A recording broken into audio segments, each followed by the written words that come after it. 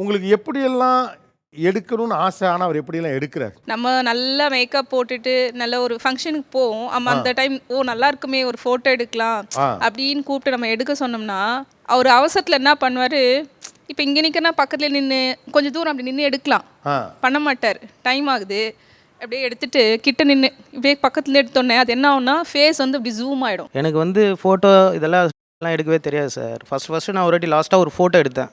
பாட்டியை எங்கள் மாமா எடுனாரு, எடுத்தேன். சூப்பராக நல்லா இருக்குதுடா, இதை ஃப்ரேம் பண்ணி ஆளில் மாட்டு. பாட்டியை ஜென்ரலாக அந்த மாதிரி ஒரு ரொம்ப வயசான காலத்தில் கொஞ்சம் எடுக்க சொல்லுவாங்க. அது மாதிரிலாம் நல்ல நல்ல ஃபோட்டோவே எடுத்து வச்சுக்குவோம். ஏன்னு தெரியல, மெமரிஸாக இருக்கும்ட்டு. அதுக்கு எடுக்கிறதுங்க. ஏங்க எதுக்கு ஃபோட்டோ எடுக்கிறால, நீங்கள் எதுக்குங்க கூப்பிட்ருக்கீங்க?